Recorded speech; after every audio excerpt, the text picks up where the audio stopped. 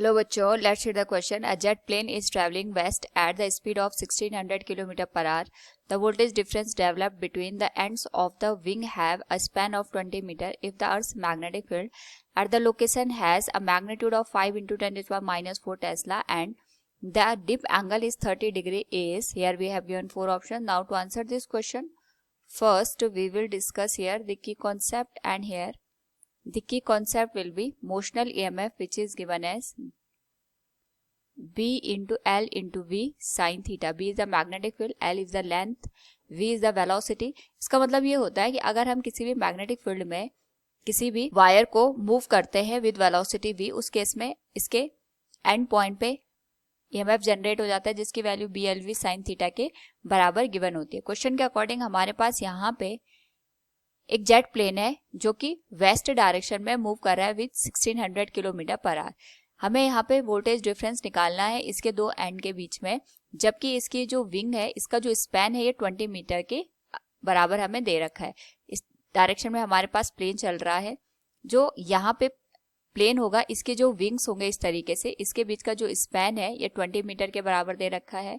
और जो magnetic field है अर्थ का, उस पर्टिकुलर केस में it is 5 into 10 to the power minus 4 Tesla के बराबर है.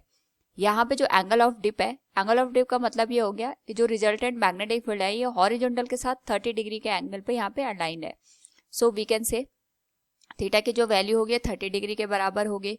और यहाँ पे हमारे पास जो वेलोसिटी गिवन है प्लेन की, it is 1600 kilometre per hour, जिसको हम यहाँ पे मीटर पर सेकेंड में कन्वर्ट करने के लिए 5/18 से मल्टीप्लाई करेंगे, जो कि आ जाएगा 444.4 मीटर पर सेकेंड.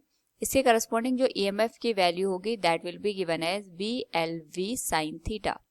मैग्नेटिक फील्ड की वैल्यू हम यहाँ पे लिखेंगे 5 into 10 to the power minus 4 के बराबर.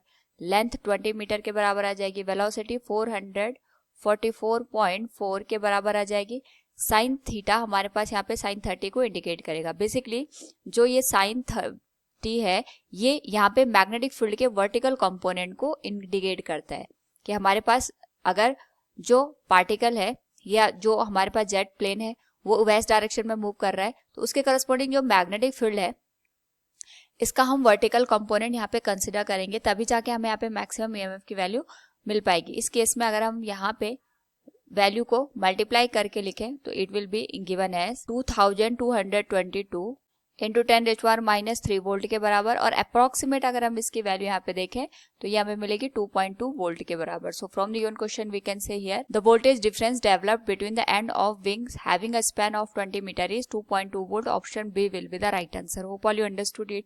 Thank you and best of luck.